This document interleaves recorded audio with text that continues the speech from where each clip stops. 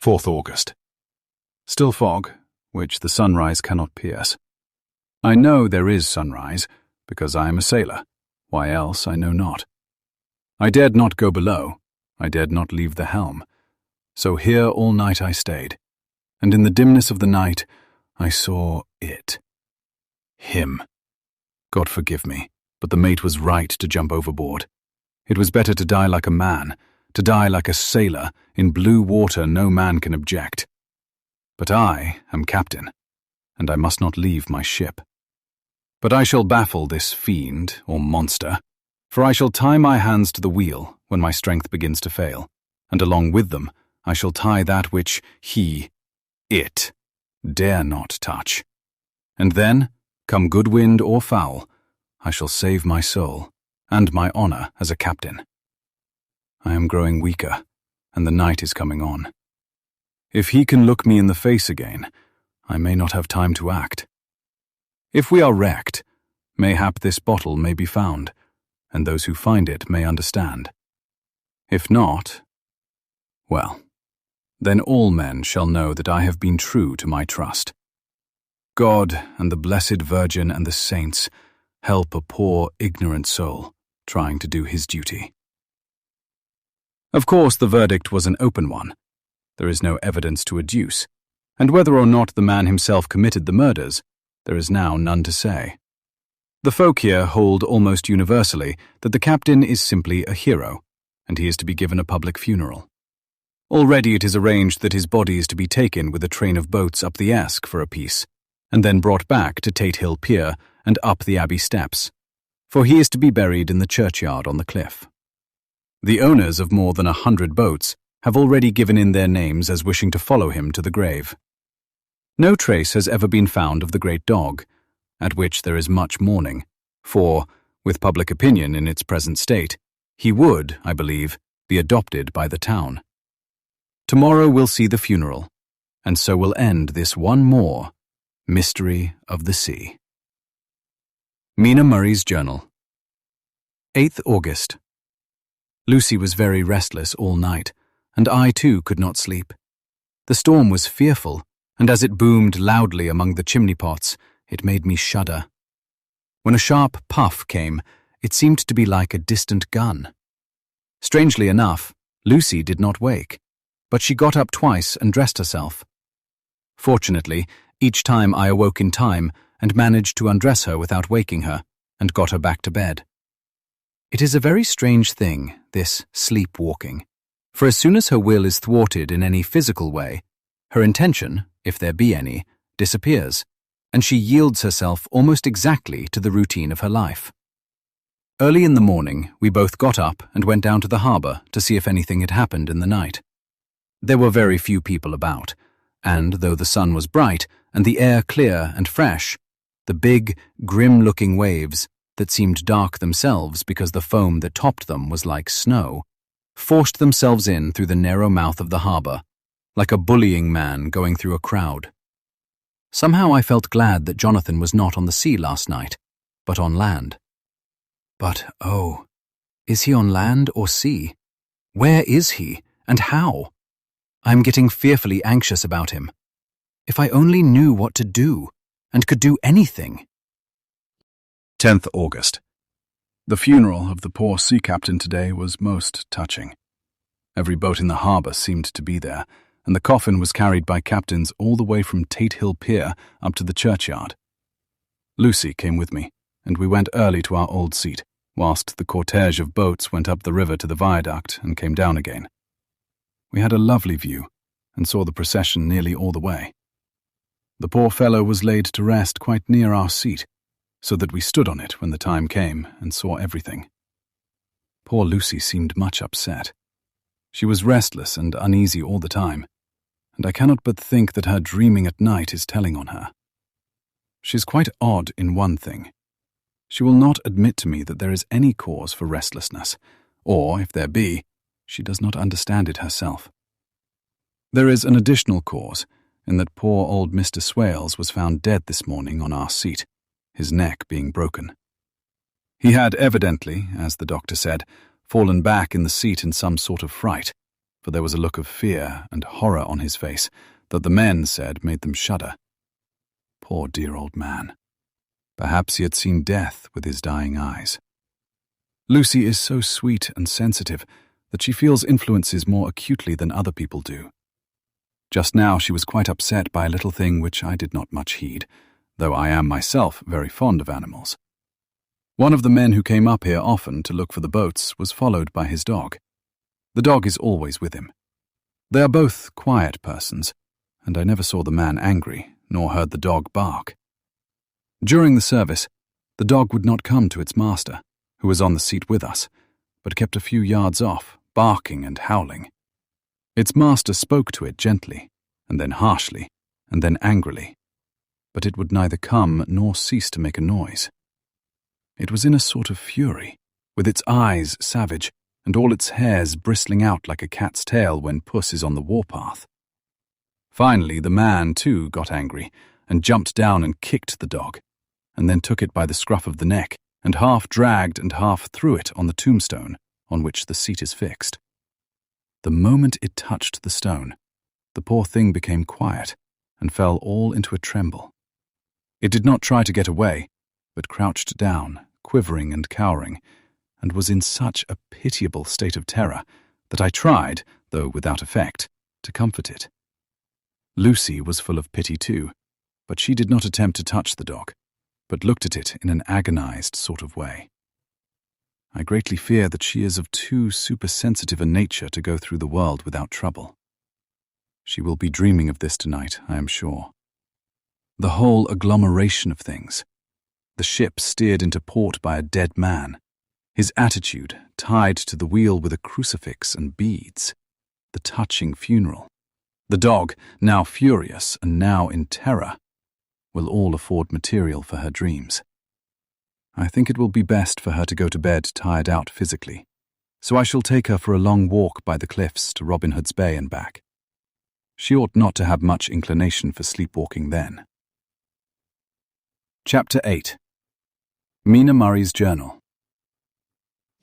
Same day, 11 o'clock p.m. Oh, but I am tired. If it were not that I had made my diary a duty, I should not open it tonight. We had a lovely walk. Lucy, after a while, was in gay spirits, owing, I think, to some dear cows who came nosing towards us in a field close to the lighthouse and frightened the wits out of us.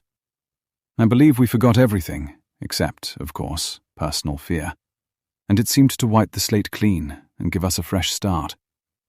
We had a capital severe tea at Robin Hood's Bay in a sweet little old-fashioned inn, with a bow window right over the seaweed-covered rocks of the Strand. I believe we should have shopped the New Woman with our appetites. Men are more tolerant, bless them. Then we walked home with some, or rather many, stoppages to rest, and with our hearts full of a constant dread of wild bulls. Lucy was really tired, and we intended to creep off to bed as soon as we could.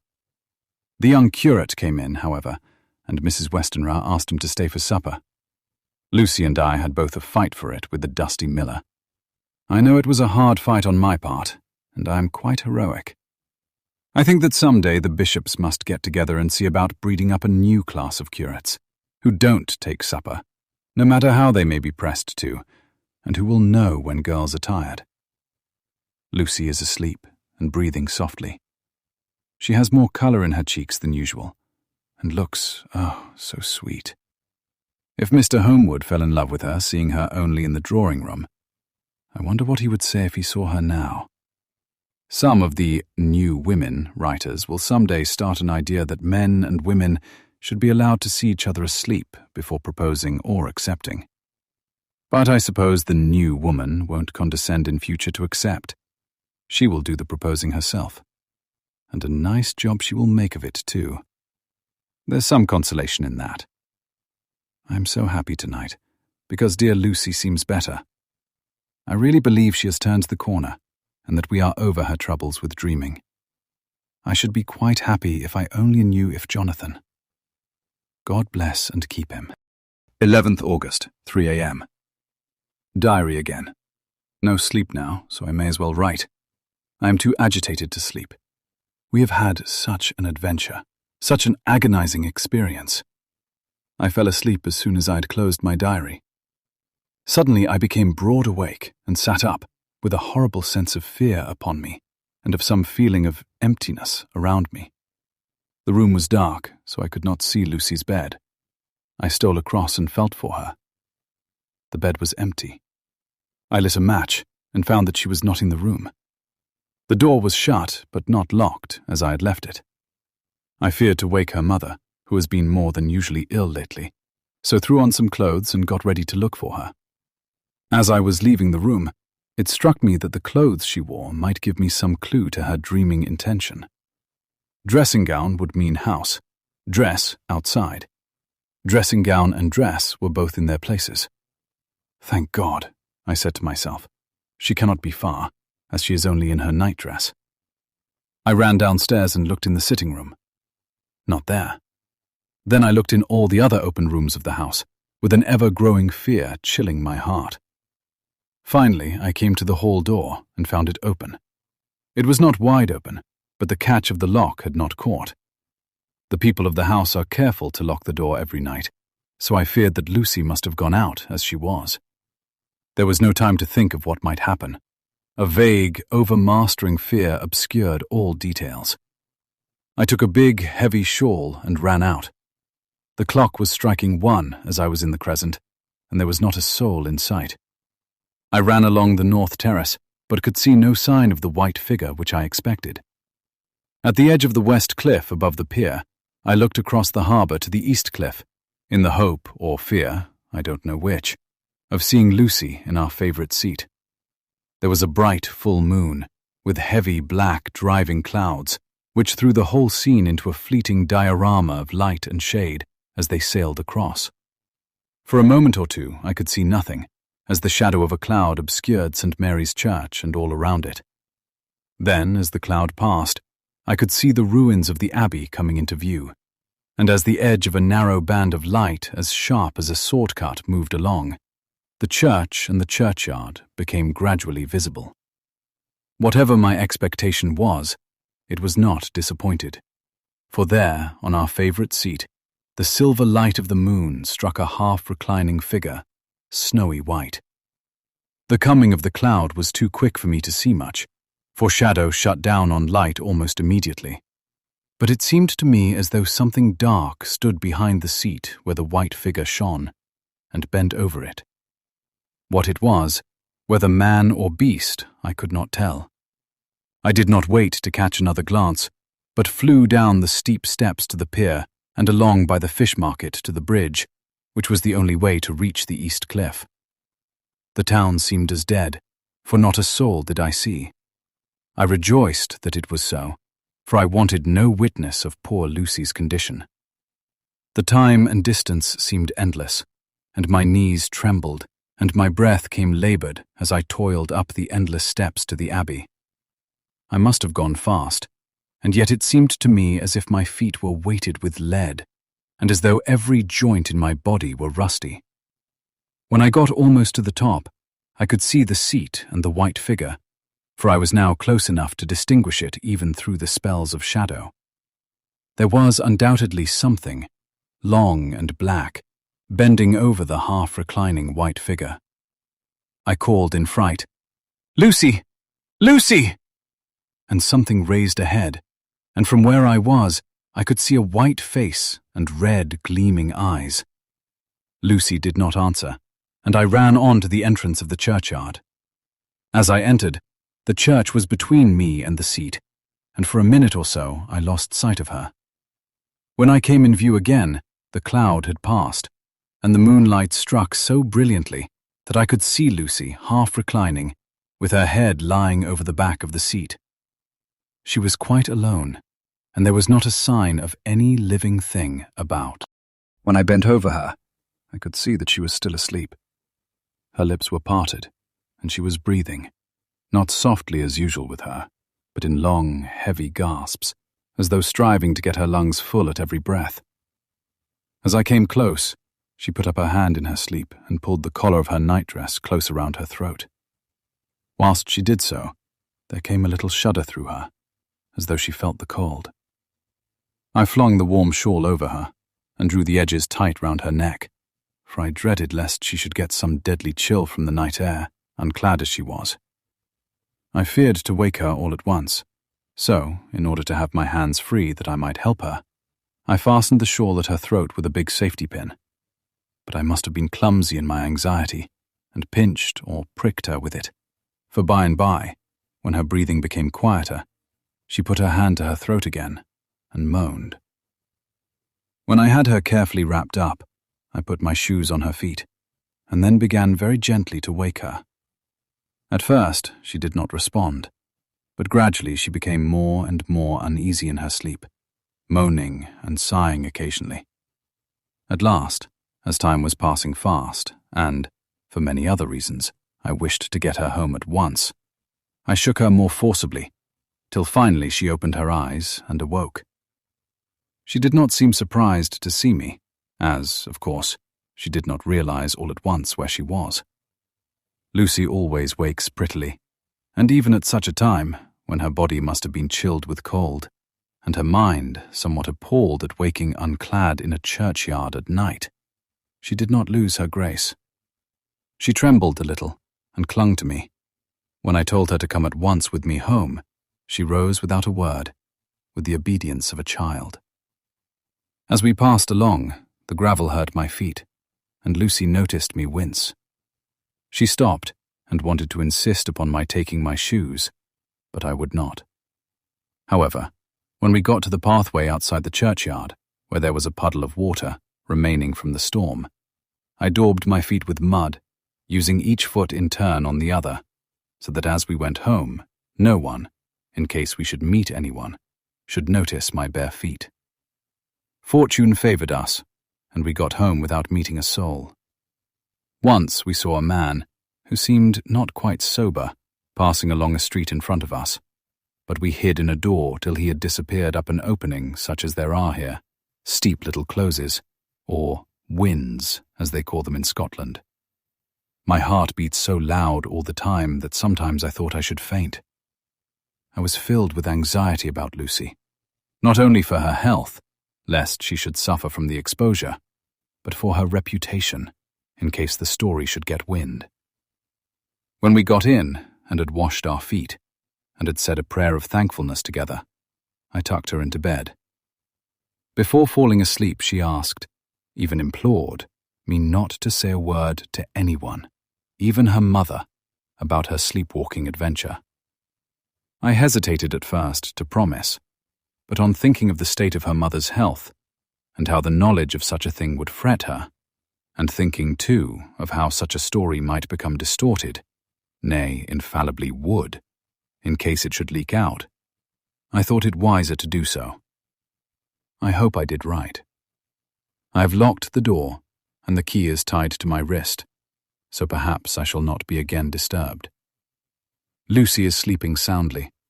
The reflex of the dawn is high and far over the sea. Same day, noon. All goes well. Lucy slept till I woke her and seemed not to have even changed her side. The adventure of the night does not seem to have harmed her. On the contrary, it has benefited her, for she looks better this morning than she has done for weeks. I was sorry to notice that my clumsiness with the safety pin hurt her.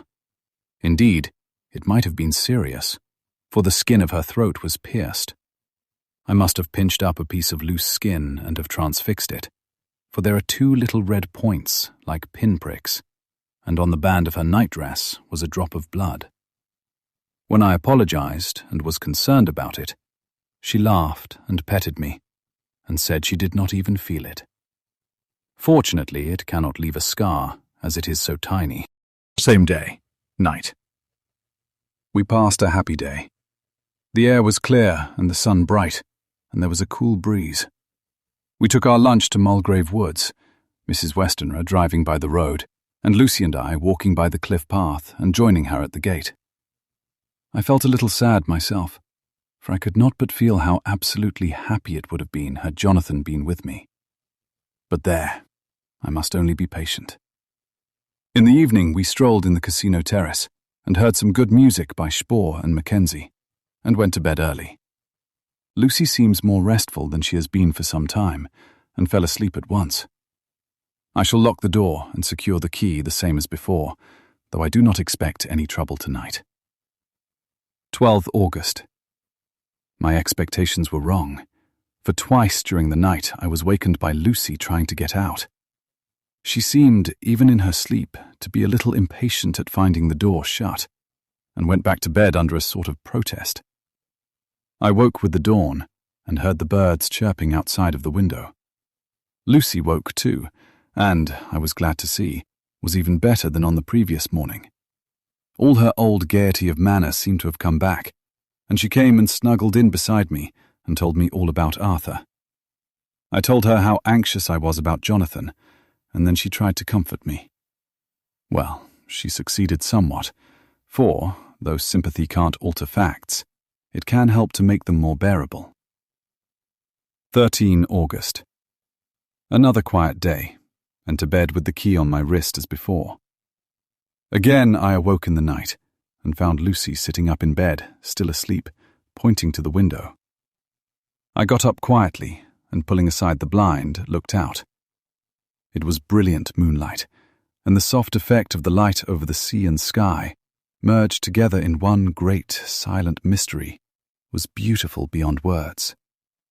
Between me and the moonlight flitted a great bat, coming and going in great whirling circles. Once or twice it came quite close, but was, I suppose, frightened at seeing me, and flitted away across the harbour towards the abbey. When I came back from the window, Lucy had lain down again and was sleeping peacefully. She did not stir again all night. 14 August. On the East Cliff, reading and writing all day. Lucy seems to have become as much in love with the spot as I am, and it is hard to get her away from it when it is time to come home for lunch or tea or dinner. This afternoon she made a funny remark. We were coming home for dinner, and had come to the top of the steps up from the West Pier, and stopped to look at the view, as we generally do. The setting sun, low down in the sky, was just dropping behind Kettleness. The red light was thrown over on the East Cliff and the old abbey, and seemed to bathe everything in a beautiful rosy glow.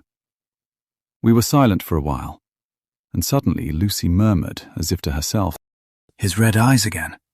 They are just the same." It was such an odd expression, coming apropos of nothing, that it quite startled me. I slewed round a little, so as to see Lucy well without seeming to stare at her, and saw that she was in a half-dreamy state, with an odd look on her face that I could not quite make out. So I said nothing, but followed her eyes. She appeared to be looking over at our own seat, whereon was a dark figure seated alone. I was a little startled myself, for it seemed for an instant as if the stranger had great eyes like burning flames. But a second look dispelled the illusion. The red sunlight was shining on the windows of St. Mary's Church behind our seat, and as the sun dipped, there was just sufficient change in the refraction and reflection to make it appear as if the light moved. I called Lucy's attention to the peculiar effect, and she became herself with a start, but she looked sad all the same. It may have been that she was thinking of that terrible night up there. We never refer to it, so I said nothing, and we went home to dinner. Lucy had a headache and went early to bed. I saw her asleep, and went out for a little stroll myself. I walked along the cliffs to the westward, and was full of sweet sadness, for I was thinking of Jonathan. When coming home, it was then bright moonlight, so bright that, though the front of our part of the crescent was in shadow, everything could be well seen. I threw a glance up at our window, and saw Lucy's head leaning out. I thought that perhaps she was looking out for me, so I opened my handkerchief and waved it. She did not notice or make any movement whatever. Just then, the moonlight crept round an angle of the building, and the light fell on the window. There, distinctly, was Lucy, with her head lying up against the side of the windowsill, and her eyes shut. She was fast asleep, and by her, seated on the windowsill, was something that looked like a good-sized bird. I was afraid she might get a chill, so I ran upstairs. But as I came into the room, she was moving back to her bed, fast asleep, and breathing heavily. She was holding her hand to her throat, as though to protect it from cold. I did not wake her, but tucked her up warmly. I have taken care that the door is locked and the window securely fastened. She looks so sweet as she sleeps, but she is paler than is her wont, and there is a drawn, haggard look under her eyes which I do not like. I fear she is fretting about something. I wish I could find out what it is. 15th August. Rose later than usual. Lucy was languid and tired, and slept on after we had been called. We had a happy surprise at breakfast. Arthur's father is better, and wants the marriage to come off soon. Lucy is full of quiet joy, and her mother is glad and sorry at once. Later on in the day, she told me the cause. She is grieved to lose Lucy as her very own, but she is rejoiced that she is soon to have someone to protect her. Poor, dear, sweet lady. She confided to me that she has got her death warrant. She has not told Lucy, and made me promise secrecy. Her doctor told her that within a few months at most she must die, for her heart is weakening. At any time, even now, a sudden shock would be almost sure to kill her. Ah, we were wise to keep from her the affair of the dreadful night of Lucy's sleepwalking. 17th August. No diary for 2 whole days. I have not had the heart to write. Some sort of shadowy pall seems to be coming over our happiness. No news from Jonathan, and Lucy seems to be growing weaker, whilst her mother's hours are numbering to a close. I do not understand Lucy's fading away as she is doing. She eats well and sleeps well, and enjoys the fresh air, but all the time the roses in her cheeks are fading, and she gets weaker and more languid day by day. At night, I hear her gasping as if for air. I keep the key of our door always fastened to my wrist at night, but she gets up and walks about the room, and sits at the open window. Last night I found her leaning out when I woke up, and when I tried to wake her I could not. She was in a faint. When I managed to restore her, she was as weak as water, and cried silently between long, painful struggles for breath. When I asked her how she came to be at the window, she shook her head and turned away. I trust her feeling ill may not be from that unlucky prick of the safety pin. I looked at her throat just now as she lay asleep, and the tiny wounds seem not to have healed. They are still open, and, if anything, larger than before, and the edges of them are faintly white. They are like little white dots with red centers. Unless they heal within a day or two, I shall insist on the doctor seeing about them. Letter. Samuel F. Billington and Son, Solicitors, Whitby, to Messrs. Carter, Patterson and Company, London. 17th August. Dear Sirs, herewith please receive invoice of goods sent by Great Northern Railway. Same are to be delivered at Carfax, near Purfleet, immediately on receipt at Goods Station, King's Cross. The house is at present empty, but enclosed please find keys, all of which are labelled. You will please deposit the boxes, 50 in number, which form the consignment, in the partially ruined building forming part of the house, and marked A on rough diagram enclosed. Your agent will easily recognize the locality, as it is the ancient chapel of the mansion. The goods leave by the train at 9:30 tonight, and will be due at King's Cross at 4:30 tomorrow afternoon. As our client wishes the delivery made as soon as possible, we shall be obliged by your having teams ready at King's Cross at the time named, and forthwith conveying the goods to destination. In order to obviate any delays possible through any routine requirements as to payment in your departments, we enclose cheque herewith for £10, receipt of which please acknowledge.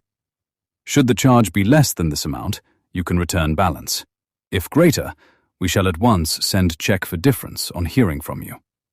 You are to leave the keys on coming away in the main hall of the house, where the proprietor may get them on his entering the house by means of his duplicate key. Pray do not take us as exceeding the bounds of business courtesy in pressing you in all ways to use the utmost expedition. We are, dear sirs, faithfully yours, Samuel F. Billington and Son. Letter, Messrs. Carter, Patterson and Co., London, to Messrs. Billington and Son, Whitby. 21st August. Dear Sirs, we beg to acknowledge £10 received and to return cheque £1 17 shillings 9pence, amount of overplus, as shown in receipted account herewith. Goods are delivered in exact accordance with instructions, and keys left in parcel in main hall as directed. We are, dear sirs, yours respectfully, Pro. Carter, Patterson and Co. Mina Murray's Journal. 18th August. I am happy today, and right sitting on the seat in the churchyard. Lucy is ever so much better. Last night she slept well all night and did not disturb me once. The roses seem coming back already to her cheeks, though she is still sadly pale and wan-looking. If she were in any way anemic, I could understand it, but she is not. She is in gay spirits and full of life and cheerfulness. All the morbid reticence seems to have passed from her, and she has just reminded me, as if I needed any reminding, of that night, and that it was here, on this very seat, I found her asleep. As she told me, she tapped playfully with the heel of her boot on the stone slab and said, "My poor little feet didn't make much noise then. I dare say poor old Mr. Swales would have told me that it was because I didn't want to wake up Geordie." As she was in such a communicative humour, I asked her if she had dreamed at all that night. Before she answered, that sweet, puckered look came into her forehead, which Arthur, I called him Arthur from her habit, says he loves, and, indeed, I don't wonder that he does. Then she went on in a half-dreaming kind of way, as if trying to recall it to herself. I didn't quite dream, but it all seemed to be real. I only wanted to be here, in this spot. I don't know why, for I was afraid of something. I don't know what. I remember, though I suppose I was asleep, passing through the streets and over the bridge. A fish leaped as I went by, and I leaned over to look at it, and I heard a lot of dogs howling.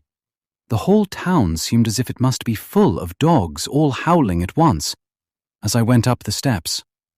Then I had a vague memory of something long and dark with red eyes, just as we saw in the sunset, and something very sweet and very bitter all around me at once. And then I seemed sinking into deep green water, and there was a singing in my ears, as I have heard there is to drowning men. And then everything seemed passing away from me. My soul seemed to go out from my body and float about the air. I seem to remember that once the West Lighthouse was right under me, and then there was a sort of agonizing feeling, as if I were in an earthquake, and I came back and found you shaking my body. I saw you do it before I felt you. Then she began to laugh. It seemed a little uncanny to me, and I listened to her breathlessly. I did not quite like it, and thought it better not to keep her mind on the subject, so we drifted on to other subjects, and Lucy was like her old self again. When we got home, the fresh breeze had braced her up, and her pale cheeks were really more rosy. Her mother rejoiced when she saw her, and we all spent a very happy evening together. 19th August. Joy, joy, joy! Although not all joy. At last, news of Jonathan. The dear fellow has been ill. That is why he did not write. I'm not afraid to think it or say it, now that I know. Mr. Hawkins sent me on the letter, and wrote himself, oh, so kindly. I am to leave in the morning and go over to Jonathan, and to help to nurse him if necessary, and to bring him home. Mr. Hawkins says it would not be a bad thing if we were to be married out there. I have cried over the good sister's letter till I can feel it wet against my bosom where it lies. It is of Jonathan, and must be next my heart, for he is in my heart. My journey is all mapped out, and my luggage ready. I'm only taking one change of dress. Lucy will bring my trunk to London, and keep it till I send for it it may be that, I must write no more. I must keep it to say to Jonathan, my husband. The letter that he has seen and touched must comfort me till we meet.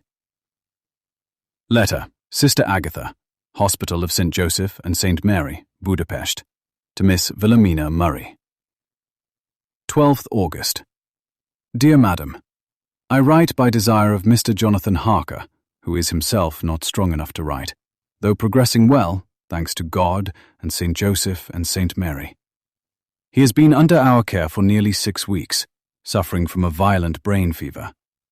He wishes me to convey his love and to say that by this post I write for him to Mr. Peter Hawkins, Exeter, to say, with his dutiful respects, that he is sorry for his delay and that all of his work is completed. He will require some few weeks' rest in our sanatorium in the hills, but will then return. He wishes me to say that he has not sufficient money with him, and that he would like to pay for his staying here, so that others who need shall not be wanting for help. Believe me, yours, with sympathy and all blessings, Sister Agatha. P.S. My patient being asleep, I open this to let you know something more. He has told me all about you, and that you are shortly to be his wife. All blessings to you both. He has had some fearful shock, so says our doctor, and in his delirium his ravings have been dreadful, of wolves and poison and blood, of ghosts and demons, and I fear to say of what.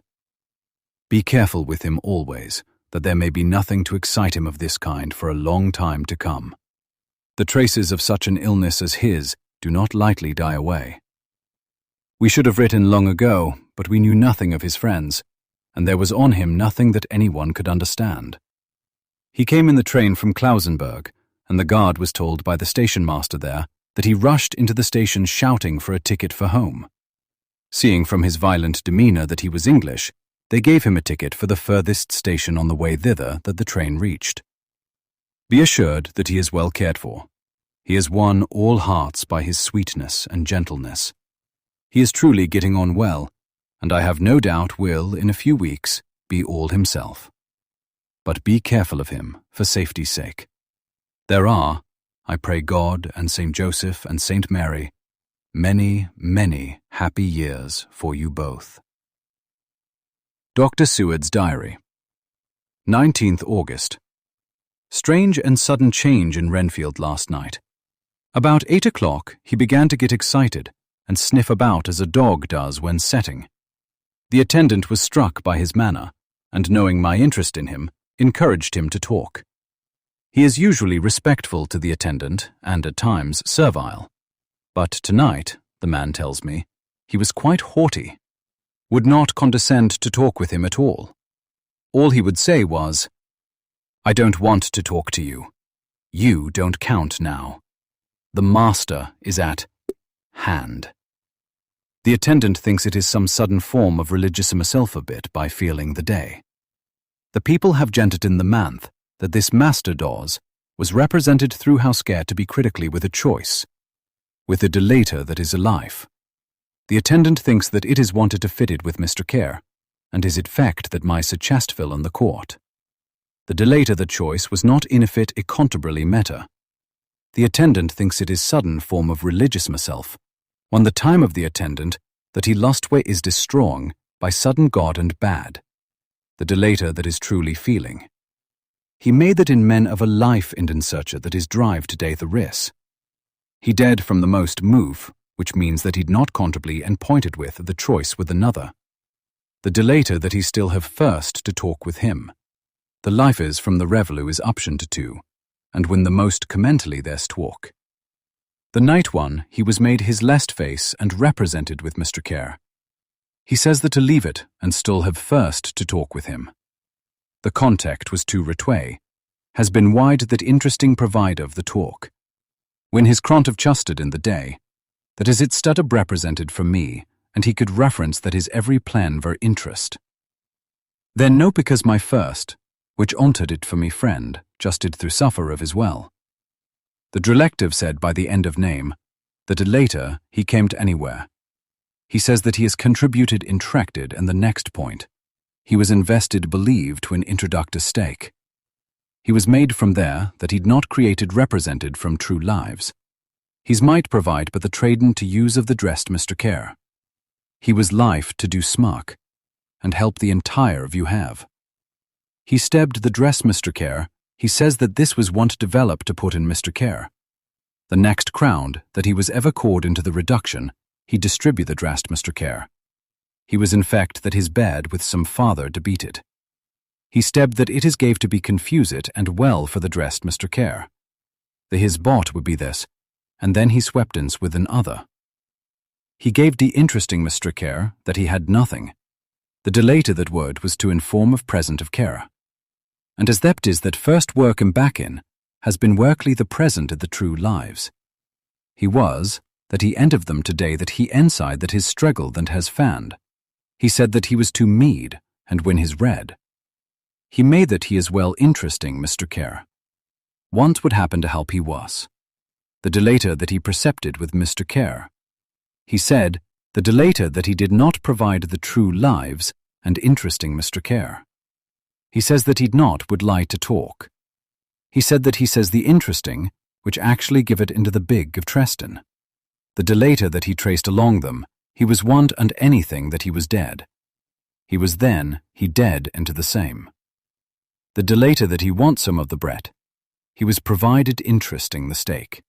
Years is some sudden form of religious mania which has seized him.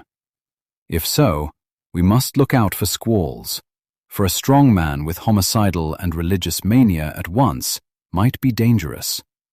The combination is a dreadful one. At 9 o'clock I visited him myself.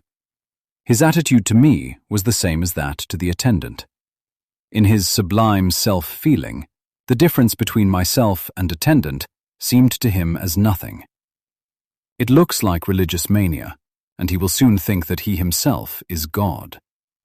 These infinitesimal distinctions between man and man are too paltry for an omnipotent being. How these madmen give themselves away. The real God taketh heed lest a sparrow fall. But the God created from human vanity sees no difference between an eagle and a sparrow. Oh, if men only knew. For half an hour or more, Renfield kept getting excited in greater and greater degree. I did not pretend to be watching him, but I kept strict observation all the same. All at once, that shifty look came into his eyes, which we always see when a madman has seized an idea, and with it, the shifty movement of the head and back, which asylum attendants come to know so well. He became quite quiet, and went and sat on the edge of his bed resignedly, and looked into space with lack-luster eyes. I thought I would find out if his apathy were real or only assumed, and tried to lead him to talk of his pets, a theme which had never failed to excite his attention. At first he made no reply, but at length said testily, "Bother them all. I don't care a pin about them." "What?" I said. "You don't mean to tell me you don't care about spiders?" Spiders at present are his hobby, and the notebook is filling up with columns of small figures. To this he answered enigmatically, "The bride-maidens rejoice the eyes that wait the coming of the bride. But when the bride draweth nigh, then the maidens shine not to the eyes that are filled." He would not explain himself, but remained obstinately seated on his bed all the time I remained with him. I am weary tonight and low in spirits. I cannot but think of Lucy, and how different things might have been. If I don't sleep at once, chloral, the modern Morpheus. C2HCl3O. H2O. I must be careful not to let it grow into a habit. No, I shall take none tonight. I have thought of Lucy, and I shall not dishonor her by mixing the two. If need be, tonight shall be sleepless. Later. Glad I made the resolution. Gladder that I kept to it. I had lain tossing about, and had heard the clock strike only twice, when the night watchman came to me, sent up from the ward, to say that Renfield had escaped.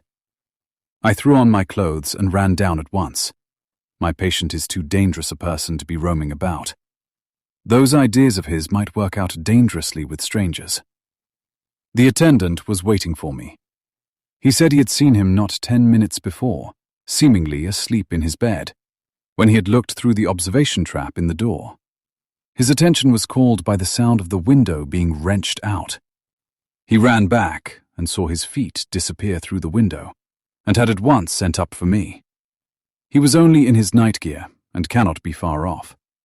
The attendant thought it would be more useful to watch where he should go than to follow him, as he might lose sight of him whilst getting out of the building by the door. He is a bulky man and couldn't get through the window. I am thin, so, with his aid, I got out, but feet foremost, and, as we were only a few feet above ground, landed unhurt. The attendant told me the patient had gone to the left and had taken a straight line, so I ran as quickly as I could. As I got through the belt of trees, I saw a white figure scale the high wall which separates our grounds from those of the deserted house. I ran back at once, told the watchman to get 3 or 4 men immediately and follow me into the grounds of Carfax, in case our friend might be dangerous. I got a ladder myself, and crossing the wall, dropped down on the other side.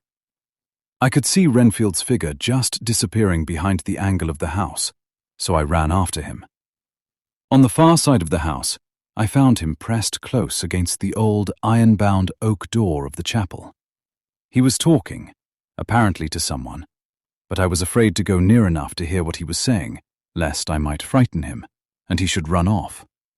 Chasing an errant swarm of bees is nothing to following a naked lunatic when the fit of escaping is upon him. After a few minutes, however, I could see that he did not take note of anything around him, and so ventured to draw nearer to him, the more so as my men had now crossed the wall and were closing him in. I heard him say, "I am here to do your bidding, master. I am your slave, and you will reward me, for I shall be faithful. I have worshipped you long and afar off.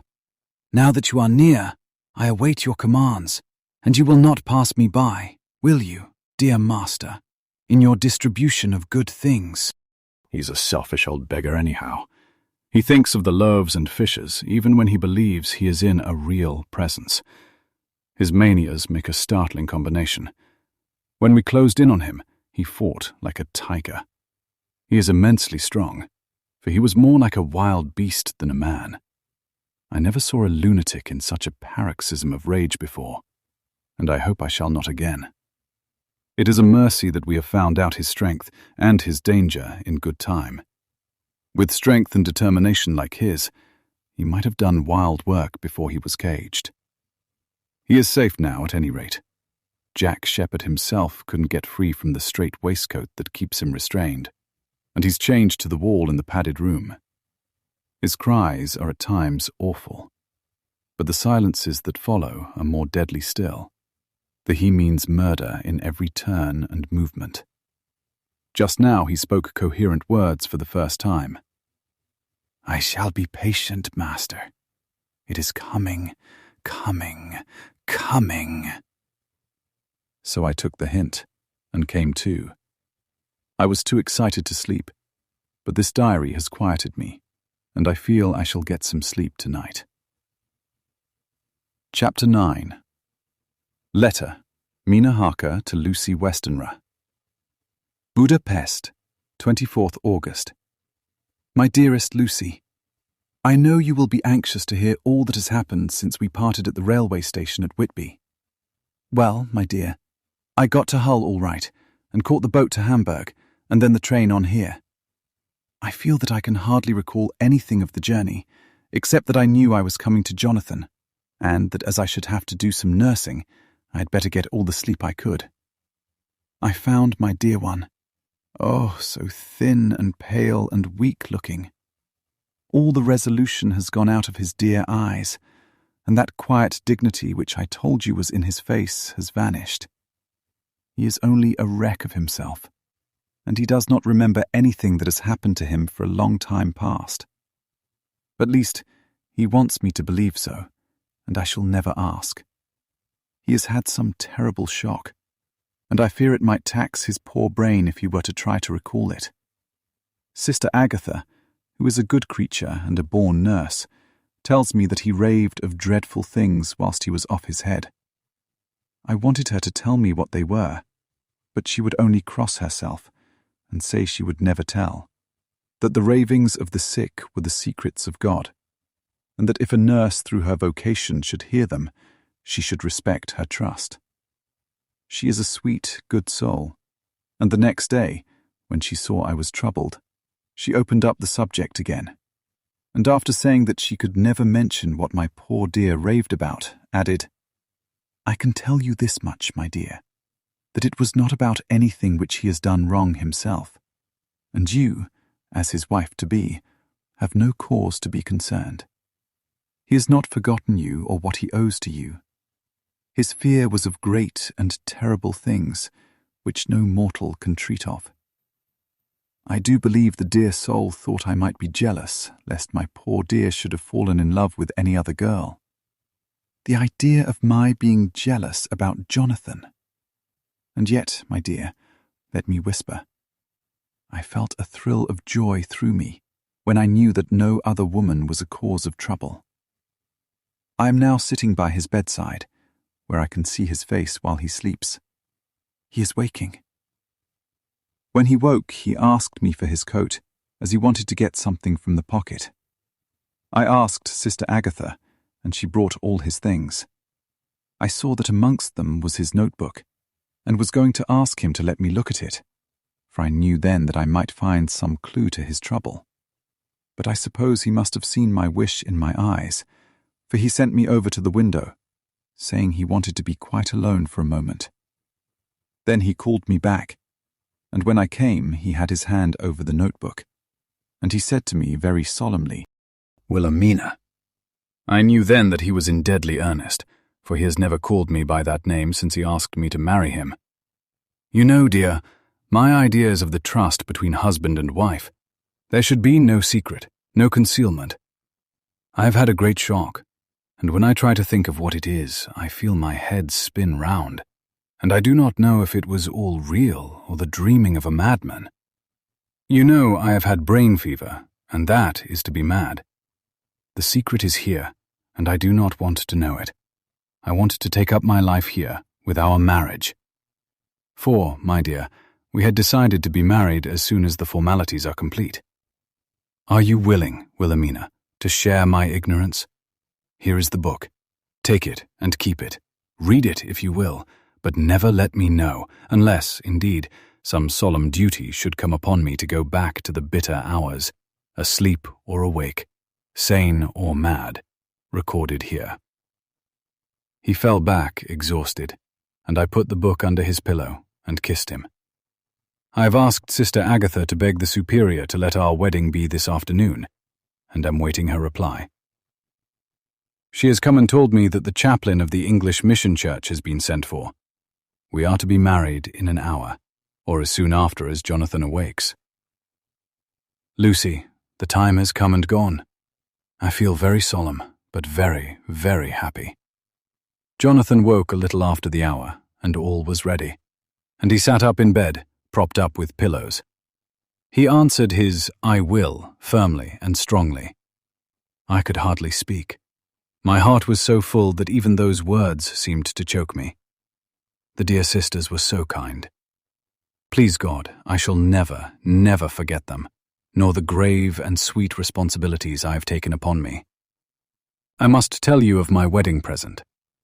When the chaplain and the sisters had left me alone with my husband, oh, Lucy, it is the first time I have written the words, my husband.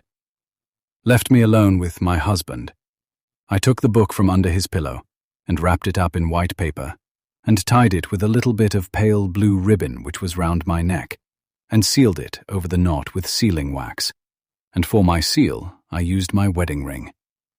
Then I kissed it and showed it to my husband and told him that I would keep it so, and then it would be an outward and visible sign for us all our lives that we trusted each other, that I would never open it unless it were for his own dear sake, or for the sake of some stern duty. Then he took my hand in his, and, oh, Lucy, it was the first time he took his wife's hand, and said that it was the dearest thing in all the wide world, and that he would go through all the past again to win it if need be.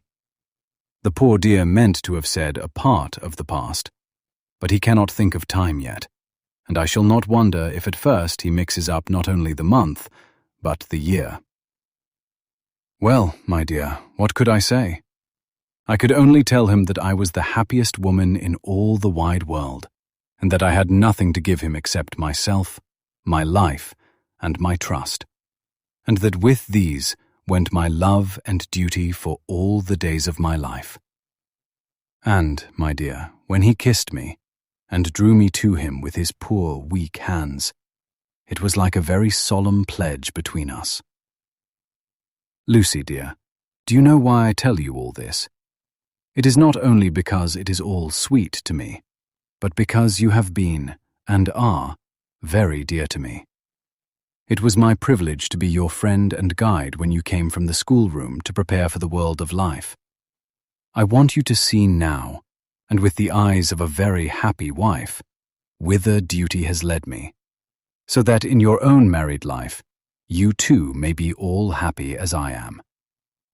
My dear, please Almighty God, your life may be all it promises. A long day of sunshine, with no harsh wind, no forgetting duty, no distrust. I must not wish you no pain, for that can never be. But I do hope you will be always as happy as I am now. Goodbye, my dear.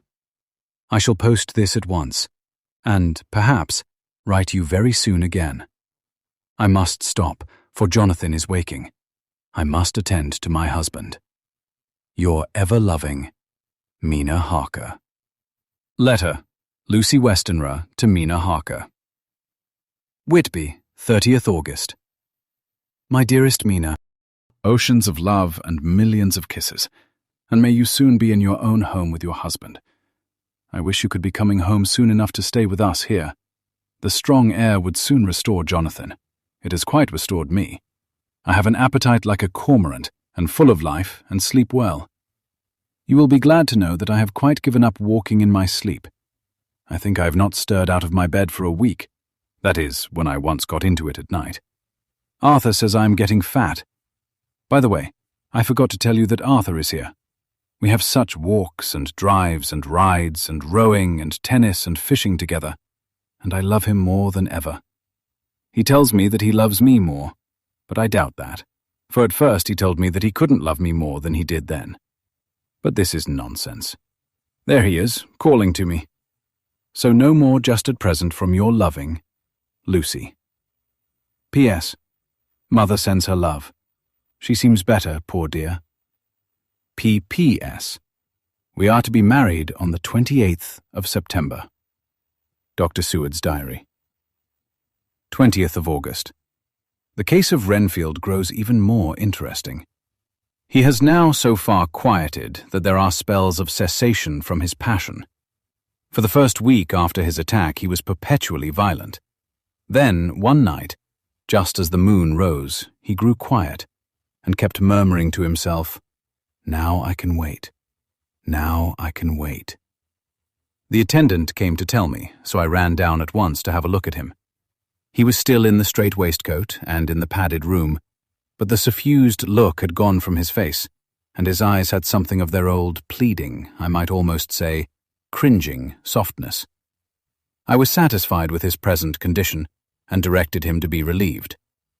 The attendants hesitated, but finally carried out my wishes without protest. It was a strange thing that the patient had humor enough to see their distrust, for, coming close to me, he said in a whisper, all the while looking furtively at them, "They think I could hurt you. Fancy me hurting you. The fools." It was soothing, somehow, to the feelings to find myself dissociated even in the mind of this poor madman from the others. But all the same, I do not follow his thought. Am I to take it that I have anything in common with him, so that we are, as it were, to stand together? Or has he to gain from me some good so stupendous that my well-being is needful to him? I must find out later on. Tonight he will not speak. Even the offer of a kitten or even a full-grown cat will not tempt him. He will only say, "I don't take any stock in cats. I have more to think of now, and I can wait. I can wait." After a while, I left him. The attendant tells me that he was quiet until just before dawn, and that then he began to get uneasy, and at length violent, until at last he fell into a paroxysm which exhausted him so that he swooned into a sort of coma. 3 nights has the same thing happened. Violent all day, then quiet from moonrise to sunrise. I wish I could get some clue to the cause. It would almost seem as if there was some influence which came and went. Happy thought. We shall tonight play sane wits against mad ones. He escaped before without our help. Tonight he shall escape with it. We shall give him a chance and have the men ready to follow in case they are required.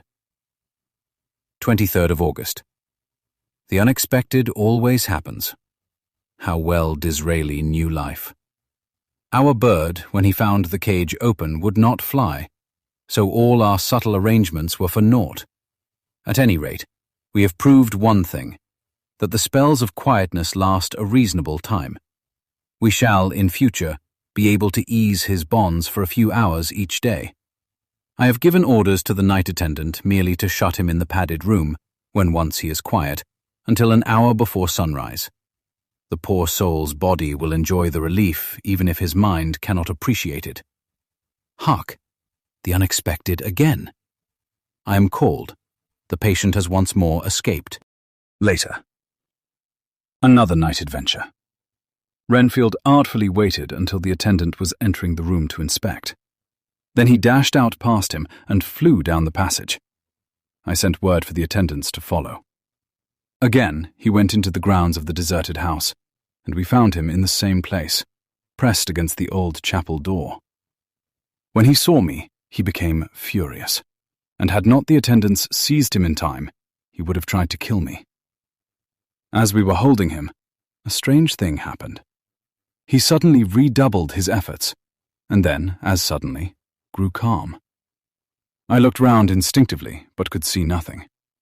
Then I caught the patient's eye and followed it, but could trace nothing as it looked into the moonlit sky, except a big bat, which was flapping its silent and ghostly way to the west.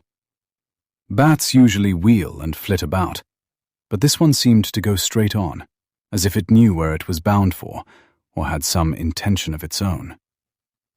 The patient grew calmer every instant, and presently said, "You needn't tie me. I shall go quietly." Without trouble we came back to the house. I feel there is something ominous in his calm, and shall not forget this night. Lucy Westenra's Diary. Hillingham, 24th August. I must imitate Mina and keep writing things down. Then we can have long talks when we do meet. I wonder when it will be. I wish you were with me again, for I feel so unhappy. Last night I seemed to be dreaming again, just as I was at Whitby. Perhaps it is the change of air, or getting home again. It is all dark and horrid to me, for I can remember nothing. But I am full of vague fear, and I feel so weak and worn out. When Arthur came to lunch, he looked quite grieved when he saw me, and I hadn't the spirit to try to be cheerful. I wonder if I could sleep in Mother's room tonight. I shall make an excuse and try. 25th August.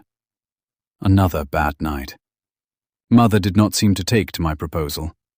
She seems not too well herself, and doubtless she fears to worry me. I tried to keep awake, and succeeded for a while. But when the clock struck 12, it waked me from a doze, so I must have been falling asleep. There was a sort of scratching or flapping at the window, but I did not mind it, and as I remember no more, I suppose I must then have fallen asleep. More bad dreams. I wish I could remember them. This morning I am horribly weak. My face is ghastly pale, and my throat pains me. It must be something wrong with my lungs, for I don't seem ever to get air enough. I shall try to cheer up when Arthur comes, or else I know he will be miserable to see me so. Letter, Arthur Holmwood to Dr. Seward. Albemarle Hotel, 31st August. My dear Jack, I want you to do me a favor. Lucy is ill. That is, she has no special disease, but she looks awful and is getting worse every day. I have asked her if there is any cause. I do not dare to ask her mother, for to disturb the poor lady's mind about her daughter in her present state of health would be fatal. Mrs. Westenra has confided to me that her doom is spoken, disease of the heart, though poor Lucy does not know it yet. I am sure that there is something preying on my dear girl's mind. I am almost distracted when I think of her. To look at her gives me a pang. I told her I should ask you to see her, and though she demurred at first, I know why, old fellow, she finally consented. It will be a painful task for you, I know, old friend, but it is for her sake, and I must not hesitate to ask, or you to act. You are to come to lunch at Hillingham tomorrow, 2 o'clock, so as not to arouse any suspicion in Mrs. Westenra, and after lunch, Lucy will take an opportunity of being alone with you. I shall come in for tea, and we can go away together. I am filled with anxiety, and want to consult with you alone as soon as I can after you have seen her. Do not fail. Arthur. Telegram, Arthur Holmwood to Seward. 1 September. Am summoned to see my father, who is worse. Am writing. Write me fully by tonight's post to ring. Wire me if necessary. Letter from Dr. Seward to Arthur Holmwood. 2nd September. My dear old fellow, with regard to Miss Westenra's health, I hasten to let you know at once that in my opinion there is not any functional disturbance, or any malady that I know of. At the same time, I am not by any means satisfied with her appearance. She is woefully different from what she was when I saw her last. Of course, you must bear in mind that I did not have full opportunity of examination, such as I should wish. Our very friendship makes a little difficulty which not even medical science or custom can bridge over. I had better tell you exactly what happened, leaving you to draw, in a measure, your own conclusions. I shall then say what I have done and propose doing. I found Miss Westenra in seemingly gay spirits. Her mother was present, and in a few seconds I made up my mind that she was trying all she knew to mislead her mother and prevent her from being anxious. I have no doubt she guesses, if she does not know, what need of caution there is. We lunched alone, and as we all exerted ourselves to be cheerful, we got, as some kind of reward for our labours, some real cheerfulness amongst us. Then Mrs. Westenra went to lie down, and Lucy was left with me. We went into her boudoir, and till we got there, her gaiety remained, for the servants were coming and going. As soon as the door was closed, however, the mask fell from her face, and she sank down into a chair with a great sigh, and hid her eyes with her hand. When I saw that her high spirits had failed, I at once took advantage of her reaction to make a diagnosis. She said to me very sweetly, "I cannot tell you how I loathe talking about myself." I reminded her that a doctor's confidence was sacred, but that you were grievously anxious about her. She caught on to my meaning at once, and settled that matter in a word. "Tell Arthur everything you choose. I do not care for myself, but all for him." So I am quite free. I could easily see that she is somewhat bloodless, but I could not see the usual anemic signs, and by a chance I was actually able to test the quality of her blood, for in opening a window which was stiff, a cord gave way, and she cut her hand slightly with broken glass. It was a slight matter in itself, but it gave me an evident chance, and I secured a few drops of the blood and have analyzed them.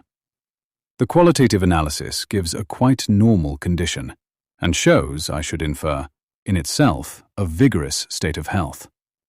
In other physical matters, I was quite satisfied that there is no need for anxiety.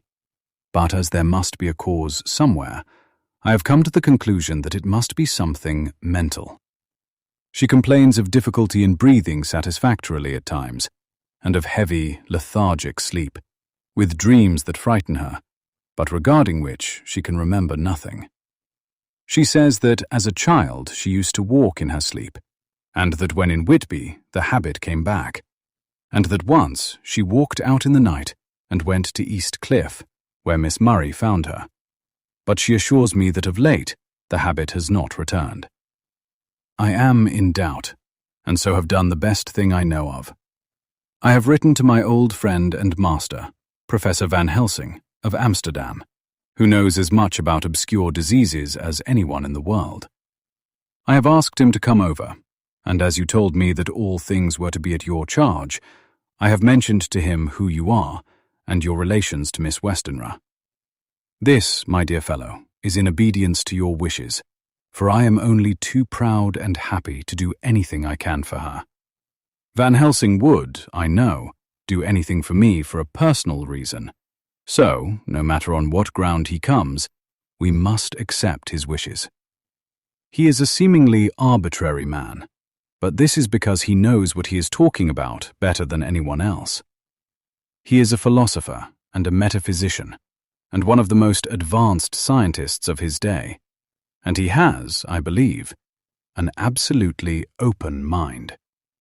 This, with an iron nerve, a temper of the ice brook, an indomitable resolution, self-command and toleration, exalted from virtues to blessings, and the kindliest and truest heart that beats. These form his equipment for the noble work that he is doing for mankind. Work both in theory and practice, for his views are as wide as his all-embracing sympathy. I tell you these facts that you may know why I have such confidence in him. I have asked him to come at once. I shall see Miss Westenra tomorrow again. She is to meet me at the stores so that I may not alarm her mother by too early a repetition of my call. Yours always, John Seward. Letter: Abraham Van Helsing, M.D., D.Ph., D.Lit., etc., etc. To Dr. Seward. 2nd September. My good friend, when I have received your letter, I am already coming to you. By good fortune I can leave just at once, without wrong to any of those who have trusted me. Were fortune other, then it were bad for those who have trusted, for I come to my friend when he call me to aid those he holds dear. Tell your friend that when that time you suck from my wound so swiftly the poison of the gangrene from that knife that our other friend, too nervous, let slip, you did more for him when he wants my aids, and you call for them, than all his great fortune could do. But it is pleasure added to do for him, your friend. It is to you that I come. Have then rooms for me at the Great Eastern Hotel, so that I may be near to hand, and please it so arrange that we may see the young lady not too late on tomorrow, for it is likely that I may have to return here that night. But if need be, I shall come again in 3 days, and stay longer if it must. Till then, goodbye, my friend John. Van Helsing. Letter, Dr. Seward to Honourable Arthur Holmwood. 3 September. My dear Art, Van Helsing has come and gone. He came on with me to Hillingham, and found that, by Lucy's discretion, her mother was lunching out, so that we were alone with her. Van Helsing made a very careful examination of the patient. He is to report to me, and I shall advise you, for of course I was not present all the time.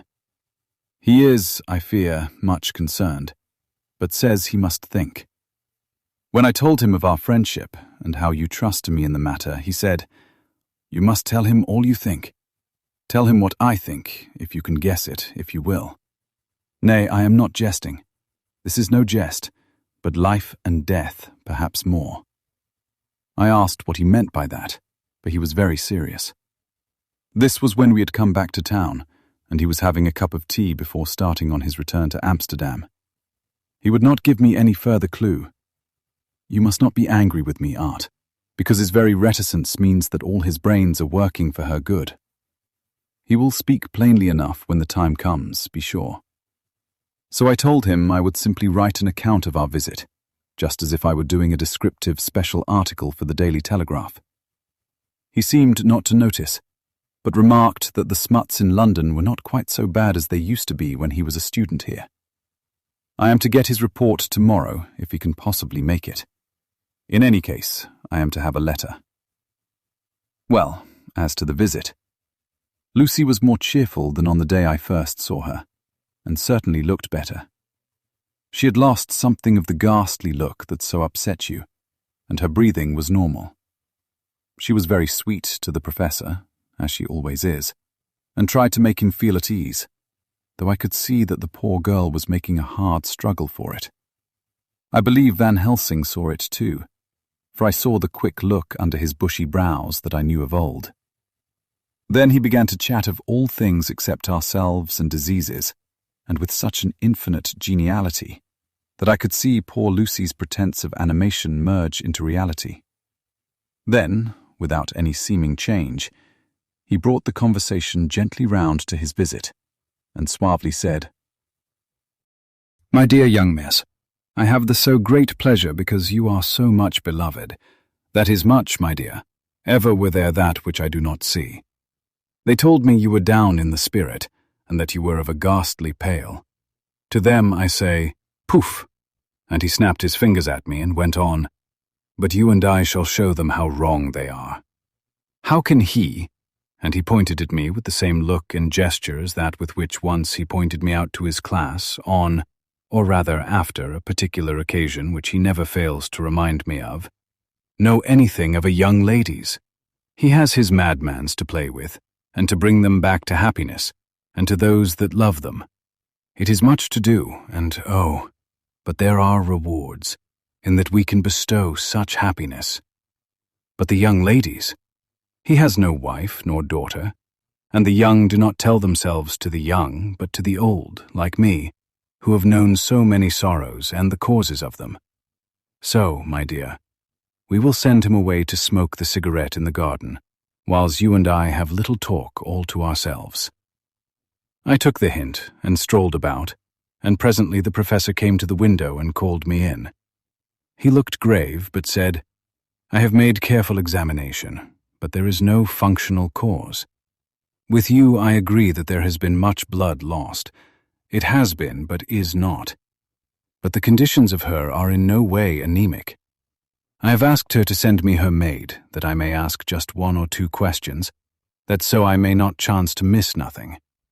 I know well what she will say. And yet there is cause. There is always cause for everything. I must go back home and think. You must send me the telegram every day, and if there be cause I shall come again. The disease, for not to be all well is a disease, interest me. And the sweet young dear, she interest me too. She charm me, and for her, if not for you or disease, I come." As I tell you, he would not say a word more, even when we were alone. And so now, Art, you know all I know. I shall keep stern watch. I trust your poor father is rallying. It must be a terrible thing to you, my dear old fellow, to be placed in such a position between 2 people who are both so dear to you. I know your idea of duty to your father, and you are right to stick to it. But if need be, I shall send you word to come at once to Lucy. So do not be over-anxious unless you hear from me. Dr. Seward's Diary. 4 September. Zoophagous patient still keeps up our interest in him.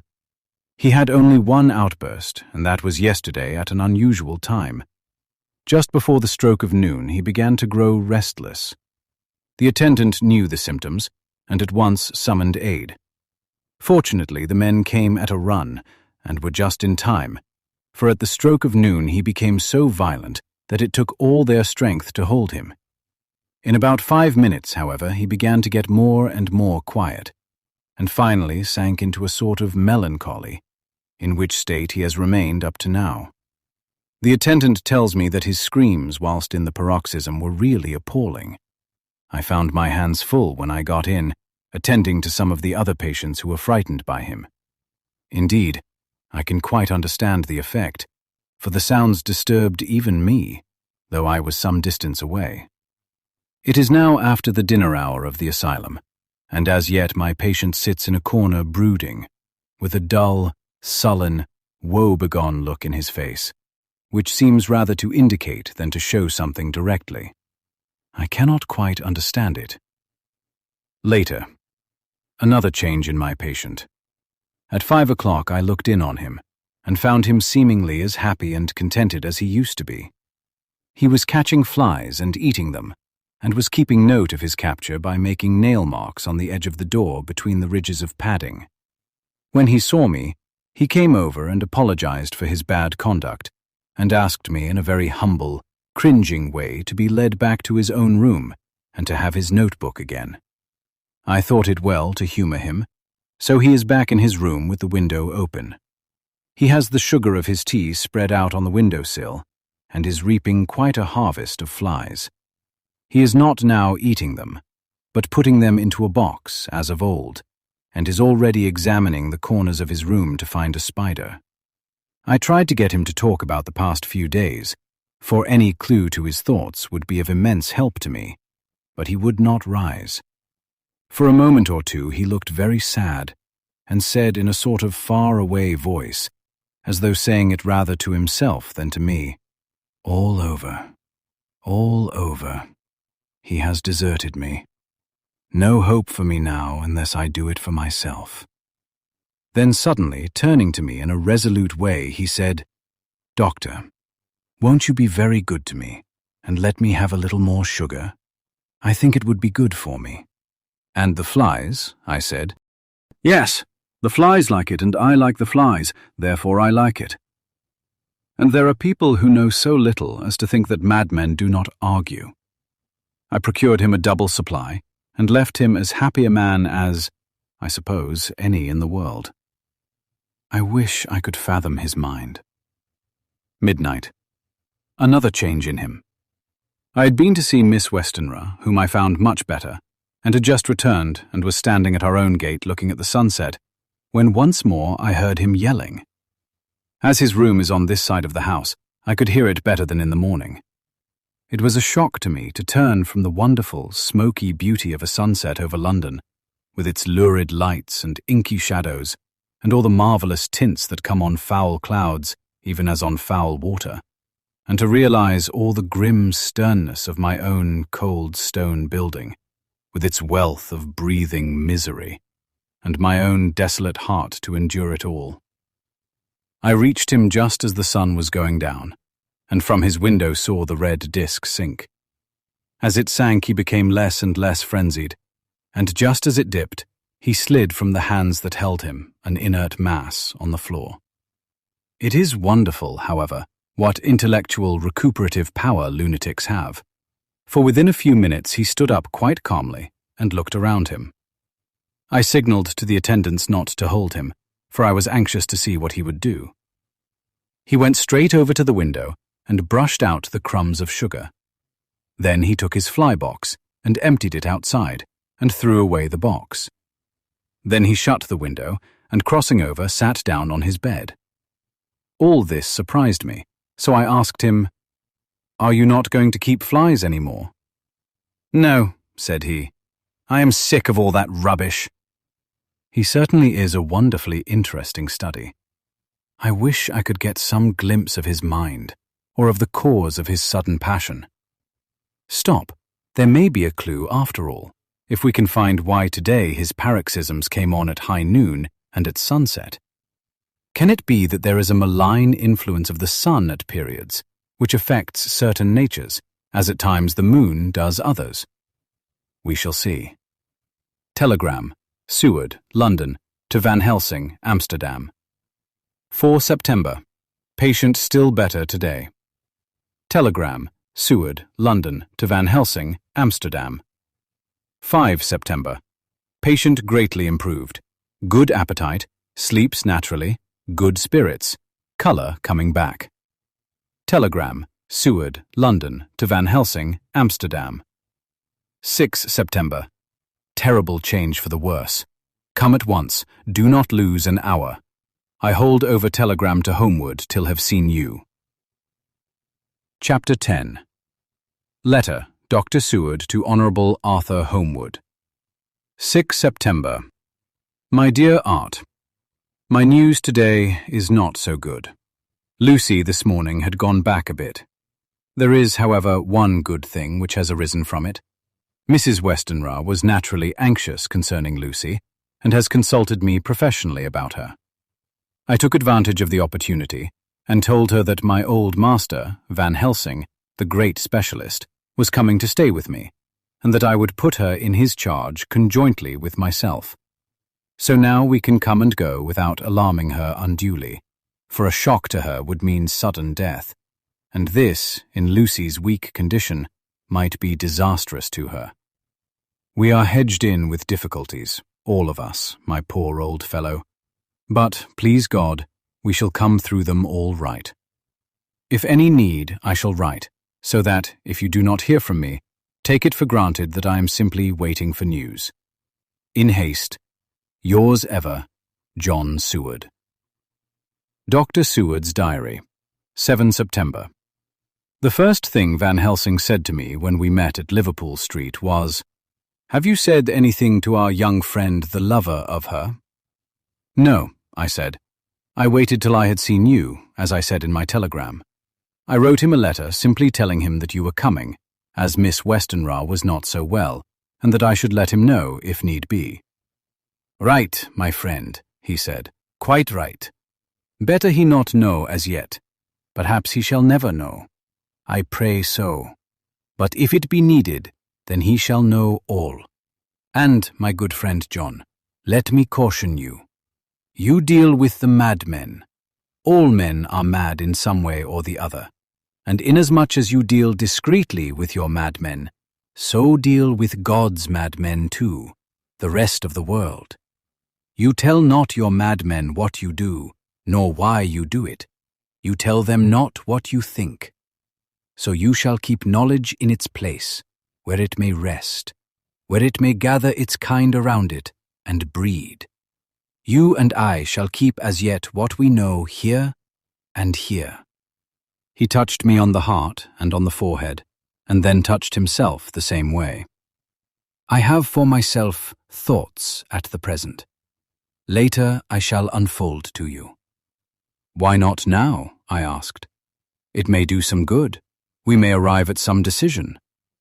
He stopped and looked at me and said, "My friend John, when the corn is grown, even before it has ripened, or the milk of its mother earth is in him, and the sunshine has not yet begun to paint him with his gold, the husbandman, he pull the ear and rub him between his rough hands, and blow away the green chaff, and say to you, 'Look, he's good corn. He will make good crop when the time comes.'" I did not see the application, and told him so. For reply he reached over, and took my ear in his hand and pulled it playfully, as he used long ago to do at lectures, and said, "The good husbandman tell you so then, because he knows, but not till then. But you do not find the good husbandman dig up his planted corn to see if he grow. That is for the children who play at husbandry, and not for those who take it as of the work of their life. See you now, friend John. I have sown my corn, and nature has her work to do in making it sprout, if he sprout at all. There's some promise, and I wait till the ear begins to swell." He broke off, for he evidently saw that I understood. Then he went on, and very gravely, "You were always a careful student, and your casebook was ever more full than the rest. You were only student then. Now you are master, and I trust that good habit have not fail. Remember, my friend, that knowledge is stronger than memory, and we should not trust the weaker. Even if you have not kept the good practice, let me tell you that this case of our dear Miss is one that may be, mind, I say may be, of such interest to us and others, that all the rest may not make him kick the beam, as your people say. Take then good note of it. Nothing is too small. I counsel you, put down in record even your doubts and surmises. Hereafter it may be of interest to you to see how true you guess. We learn from failure, not from success. When I described Lucy's symptoms, the same as before, but infinitely more marked. He looked very grave, but said nothing. He took with him a bag in which were many instruments and drugs, the ghastly paraphernalia of our beneficial trade, as he once called, in one of his lectures, the equipment of a professor of the healing craft. When we were shown in, Mrs. Westenra met us. She was alarmed, but not nearly so much as I expected to find her. Nature, in one of her beneficent moods, has ordained that even death has some antidote to its own terrors. Here, in a case where any shock may prove fatal, matters are so ordered that, from some cause or other, the things not personal, even the terrible change in her daughter, to whom she is so attached, do not seem to reach her. It is something like the way Dame Nature gathers round a foreign body an envelope of some insensitive tissue, which can protect from evil that which it would otherwise harm by contact. If this be an ordered selfishness, then we should pause before we condemn anyone for the vice of egoism, for there may be deeper root for its causes than we have knowledge of.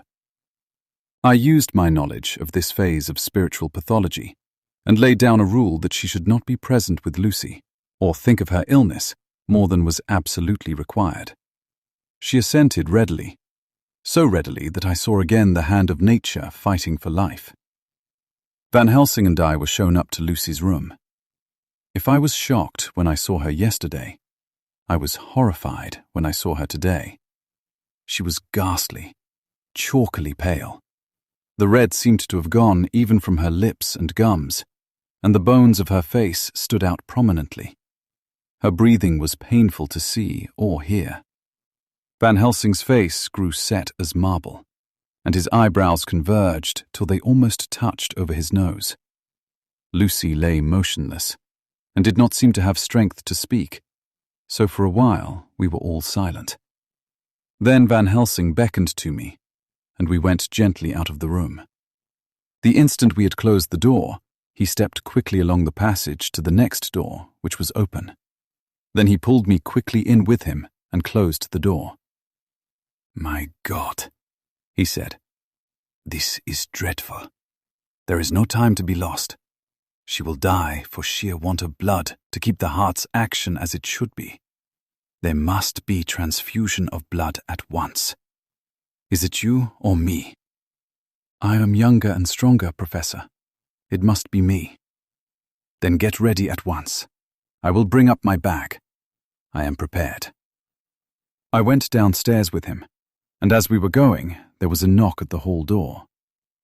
When we reached the hall, the maid had just opened the door, and Arthur was stepping quickly in. He rushed up to me, saying in an eager whisper, "Jack, I was so anxious. I read between the lines of your letter and have been in an agony. The dad was better, so I ran down here to see for myself. Is not that gentleman Dr. Van Helsing? I am so thankful to you, sir, for coming." When first the professor's eye had lit upon him, he had been angry at his interruption at such a time. But now, as he took in his stalwart proportions and recognized the strong young manhood which seemed to emanate from him, his eyes gleamed. Without a pause, he said to him gravely as he held out his hand, "Sir, you have come in time. You are the lover of our dear miss. She is bad, very, very bad. Nay, my child, do not go like that." For he suddenly grew pale and sat down in a chair almost fainting. "You are to help her. You can do more than any that live, and your courage is your best help." "What can I do?" asked Arthur hoarsely. "Tell me, and I shall do it. My life is hers, and I would give the last drop of blood in my body for her." The professor has a strongly humorous side, and I could from old knowledge detect a trace of its origin in his answer. "My young sir, I do not ask so much as that. Not the last." "What shall I do?" There was fire in his eyes, and his open nostril quivered with intent. Van Helsing slapped him on the shoulder. "Come," he said. "You are a man, and it is a man we want. You are better than me, better than my friend John." Arthur looked bewildered, and the professor went on by explaining in a kindly way. Young miss is bad, very bad. She wants blood, and blood she must have or die. My friend John and I have consulted, and we are about to perform what we call transfusion of blood, to transfer from full veins of one to the empty veins which pine for him.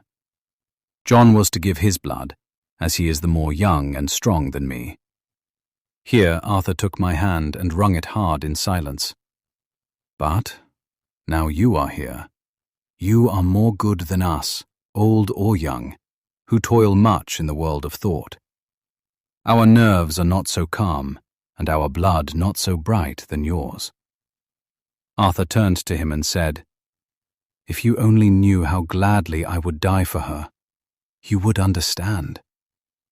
He stopped, with a sort of choke in his voice. Good boy, said Van Helsing. In the not so far off, you will be happy that you have done all for her you love. Come now and be silent. You shall kiss her once before it is done, but then you must go, and you must leave at my sign. Say no word to Madame. You know how it is with her. There must be no shock. Any knowledge of this would be one. Come. We all went up to Lucy's room. Arthur, by direction, remained outside. Lucy turned her head and looked at us, but said nothing. She was not asleep, but she was simply too weak to make the effort. Her eyes spoke to us. That was all. Van Helsing took some things from his bag and laid them on a little table out of sight. Then he mixed a narcotic, and coming over to the bed, said cheerily, Now, little miss, here is your medicine. Drink it off like a good child. See, I lift you so that to swallow is easy. Yes. She had made the effort with success. It astonished me how long the drug took to act. This, in fact, marked the extent of her weakness. The time seemed endless until sleep began to flicker in her eyelids. At last, however, the narcotic began to manifest its potency, and she fell into a deep sleep. When the professor was satisfied, he called Arthur into the room and bade him strip off his coat. Then he added, You may take that one little kiss whiles I bring over the table. Friend John, help to me. So neither of us looked whilst he bent over her. Van Helsing, turning to me, said, He is so young and strong, and of blood so pure, that we need not defibrillate it. Then with swiftness, but with absolute method, Van Helsing performed the operation. As the transfusion went on, something like life seemed to come back to poor Lucy's cheeks, and through Arthur's growing pallor, the joy of his face seemed absolutely to shine. After a bit, I began to grow anxious, for the loss of blood was telling on Arthur, strong man as he was. It gave me an idea of what a terrible strain Lucy's system must have undergone, that what weakened Arthur only partially restored her. But the professor's face was set, and he stood watch in hand, and with his eyes fixed now on the patient, and now on Arthur. I could hear my own heart beat. Presently, he said in a soft voice, Do not stir an instant. It is enough. You attend him. I will look to her. When all was over, I could see how much Arthur was weakened. I dressed the wound and took his arm to bring him away, when Van Helsing spoke without turning round. The man seems to have eyes in the back of his head. The brave lover, I think, deserve another kiss, which he shall have presently. And as he had now finished his operation, he adjusted the pillow to the patient's head.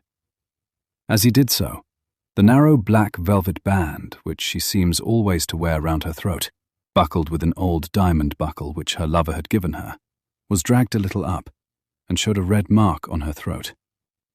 Arthur did not notice it, but I could hear the deep hiss of indrawn breath, which is one of Van Helsing's ways of betraying emotion. He said nothing at the moment, but turned to me, saying, Now take down our brave young lover, give him of the port wine, and let him lie down a while. He must then go home and rest, sleep much and eat much, that he may be recruited of what he is so given to his love. He must not stay here. Hold, a moment. I may take it, sir, that you are anxious of result. Then bring it with you, that in all ways the operation is successful. You have saved her life this time, and you can go home and rest easy in mind that all that can be is. I shall tell her all when she is well. She shall love you none the less for what you have done. Goodbye. When Arthur had gone, I went back to the room. Lucy was sleeping gently, but her breathing was stronger. I could see the counterpane move as her breast heaved. By the bedside sat Van Helsing, looking at her intently. The velvet band again covered the red mark. I asked the professor in a whisper, "What do you make of that mark on her throat?" "What do you make of it?" "I have not examined it yet," I answered, and then and there proceeded to loose the band. Just over the external jugular vein there were 2 punctures, not large, but not wholesome-looking. There was no sign of disease, but the edges were white and worn-looking, as if by some trituration. It had once occurred to me that this wound, or whatever it was, might be the means of that manifest loss of blood, but I abandoned the idea as soon as formed, for such a thing could not be. The whole bed would have been drenched to a scarlet with the blood which the girl must have lost, to leave such a pallor as she had before the transfusion. "Well?" said Van Helsing. "Well," said I can make nothing of it." The professor stood up. "I must go back to Amsterdam tonight," he said. "There are books and things there which I want. You must remain here all the night, and you must not let your sight pass from her." "Shall I have a nurse?" I asked. "We are the best nurses, you and I. You keep watch all night. See that she is well fed, and that nothing disturbs her. You must not sleep all the night. Later on we can sleep, you and I. I shall be back as soon as possible, and then we may begin." "May begin?" I said. "What on earth do you mean?" "We shall see," he answered as he hurried out. He came back a moment later and put his head inside the door and said, with warning finger held up, "Remember, she is your charge. If you leave her and harm befall, you shall not sleep easy hereafter." Dr. Seward's diary continued. 8th September. I sat up all night with Lucy. The opiate worked itself off towards dusk, and she waked naturally. She looked a different being from what she had been before the operation. Her spirits even were good, and she was full of a happy vivacity, but I could see evidences of the absolute prostration which she had undergone. When I told Mrs. Westenra that Dr. Van Helsing had directed that I should sit up with her, she almost pooh-poohed the idea, pointing out her daughter's renewed strength and excellent spirits. I was firm, however, and made preparations for my long vigil. When her maid had prepared her for the night, I came in, having in the meantime had supper, and took a seat by the bedside. She did not in any way make objection, but looked at me gratefully whenever I caught her eye. After a long spell, she seemed sinking off to sleep, but with an effort seemed to pull herself together and shook it off. This was repeated several times, with greater effort and with shorter pauses as the time moved on. It was apparent that she did not want to sleep, so I tackled the subject at once. "You do not want to go to sleep?" "No, I am afraid." "Afraid to go to sleep? Why so? It is the boon we all crave for." "Ah, not if you were like me.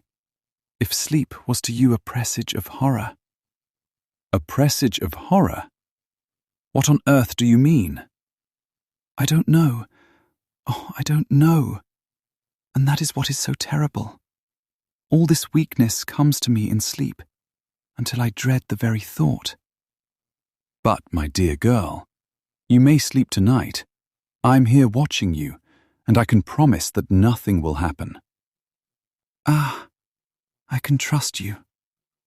I seized the opportunity and said, "I promise you that if I see any evidence of bad dreams, I will wake you at once."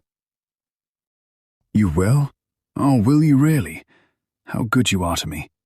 Then I will sleep." And almost at the word, she gave a deep sigh of relief and sank back asleep. All night long I watched by her. She never stirred, but slept on and on in a deep, tranquil, life-giving, health-giving sleep. Her lips were slightly parted, and her breast rose and fell with the regularity of a pendulum. There was a smile on her face, and it was evident that no bad dreams had come to disturb her peace of mind. In the early morning, her maid came, and I left her in her care, and took myself back home, for I was anxious about many things. I sent a short wire to Van Helsing and to Arthur, telling them of the excellent result of the operation. My own work, with its manifold arrears, took me all day to clear off. It was dark when I was able to inquire about my zoophagous patient. The report was good. He had been quite quiet for the past day and night. A telegram came from Van Helsing at Amsterdam whilst I was at dinner, suggesting that I should be at Hillingham tonight, as it might be well to be at hand, and stating that he was leaving by the night mail and would join me early in the morning. The 9th of September. I was pretty tired and worn out when I got to Hillingham. For 2 nights I had hardly had a wink of sleep, and my brain was beginning to feel that numbness which marks cerebral exhaustion. Lucy was up and in cheerful spirits. When she shook hands with me, she looked sharply in my face and said, "No sitting up tonight for you. You are worn out." "I'm quite well again. Indeed, I am. And if there is to be any sitting up, it is I who will sit up with you." I would not argue the point, but went and had my supper. Lucy came with me, and, enlivened by her charming presence, I made an excellent meal, and had a couple of glasses of the more than excellent port. Then Lucy took me upstairs, and showed me a room next her own, where a cosy fire was burning. "Now," she said, "you must stay here. I shall leave this door open, and my door too. You can lie on the sofa, for I know that nothing would induce any of you doctors to go to bed whilst there is a patient above the horizon. If I want anything, I shall call out, and you can come to me at once." I could not but acquiesce, for I was dog-tired, and could not have sat up had I tried. So, on her renewing her promise to call me if she should want anything, I lay on the sofa and forgot all about everything. Lucy Westenra's Diary. The 9th of September. I feel so happy tonight. I have been so miserably weak that to be able to think and move about is like feeling sunshine after a long spell of east wind out of a steel sky. Somehow Arthur feels very, very close to me. I seem to feel his presence warm about me. I suppose it is that sickness and weakness are selfish things, and turn our inner eyes and sympathy on ourselves, whilst health and strength give love rein, and in thought and feeling he can wander where he wills. I know where my thoughts are. If Arthur only knew. My dear, your ears must tingle as you sleep, as mine do waking. Oh, the blissful rest of last night. How I slept, with that dear, good Dr. Seward watching me. And tonight I shall not fear to sleep, since he is close at hand and within call. Thank everybody for being so good to me. Thank God. Good night, Arthur. Dr. Seward's Diary. The 10th of September. I was conscious of the professor's hand on my head, and started awake all in a second. That is one of the things that we learn in an asylum, at any rate. "And how is our patient?" "Well, when I left her, or rather when she left me," I answered. "Come, let us see," he said, and together we went into the room. The blind was down, and I went over to raise it gently, whilst Van Helsing stepped, with his soft, cat-like tread, over to the bed. As I raised the blind and the morning sunlight flooded the room, I heard the professor's low hiss of inspiration, and, knowing its rarity, a deadly fear shot through my heart. As I passed over, he moved back, and his exclamation of horror, "Gott in Himmel!" needed no enforcement from his agonized face. He raised his hand and pointed to the bed, and his iron face was drawn and ashen white. I felt my knees begin to tremble. There on the bed, seemingly in a swoon, lay poor Lucy, more horribly white and wan-looking than ever. Even the lips were white, and the gums seemed to have shrunken back from the teeth, as we sometimes see in a corpse after a prolonged illness. Van Helsing raised his foot to stamp in anger, but the instinct of his life and all the long years of habit stood to him, and he put it down again softly. "Quick," he said. "Bring the brandy." I flew to the dining room and returned with the decanter. He wetted the poor white lips with it, and together we rubbed palm and wrist and heart. He felt her heart, and after a few moments of agonizing suspense, said, "It is not too late. It beats, though but feebly. All our work is undone. We must begin again. There is no young Arthur here now. I have to call on you yourself this time, friend John." As he spoke, he was dipping into his bag and producing the instruments for transfusion. I had taken off my coat and rolled up my shirt sleeve. There was no possibility of an opiate just at present, and no need of one. And so, without a moment's delay, we began the operation. After a time, it did not seem a short time either, for the draining away of one's blood, no matter how willingly it be given, is a terrible feeling. Van Helsing held up a warning finger. "Do not stir," he said. "But I fear that with growing strength she may wake, and that would make danger, oh, so much danger. But I shall precaution take. I shall give hypodermic injection of morphia." He proceeded then, swiftly and deftly, to carry out his intent. The effect on Lucy was not bad, for the faint seemed to merge subtly into the narcotic sleep. It was with a feeling of personal pride that I could see a faint tinge of color steal back into the pallid cheeks and lips. No man knows, till he experiences it, what it is to feel his own lifeblood drawn away into the veins of the woman he loves. The professor watched me critically. "That will do," he said. "Already?" I remonstrated. "You took a great deal more from art." To which he smiled a sad sort of smile as he replied, "He is her lover, her fiancé. You have work, much work to do for her and for others, and the present will suffice." When we stopped the operation, he attended to Lucy, whilst I applied digital pressure to my own incision. I laid down, whilst I waited his leisure to attend to me, for I felt faint and a little sick. By and by he bound up my wound, and sent me downstairs to get a glass of wine for myself. As I was leaving the room, he came after me, and half whispered, "Mind, nothing must be said of this. If our young lover should turn up unexpected as before, no word to him. It would at once frighten him and enjealous him too. There must be none. So." When I came back, he looked at me carefully, and then said, "You are not much the worse. Go into the room and lie on your sofa and rest a while. Then have much breakfast, and come here to me." I followed out his orders, for I knew how right and wise they were. I had done my part, and now my next duty was to keep up my strength. I felt very weak, and in the weakness lost something of the amazement at what had occurred.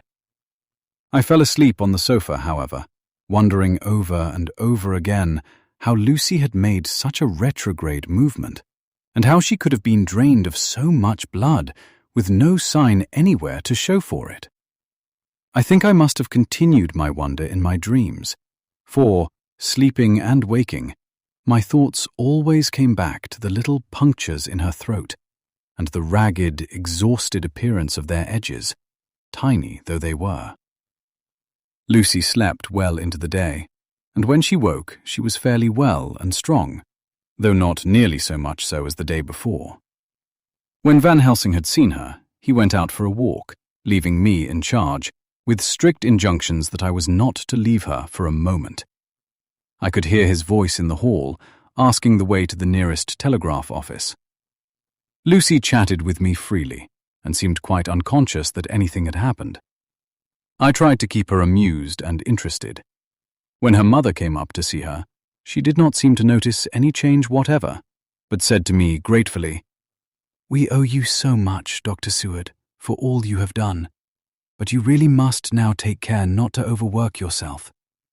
You are looking pale yourself. You want a wife to nurse and look after you a bit. That you do." As she spoke, Lucy turned crimson, though it was only momentarily, for her poor, wasted veins could not stand for long such an unwanted drain to the head. The reaction came in excessive pallor as she turned imploring eyes on me. I smiled and nodded, and laid my finger on my lips.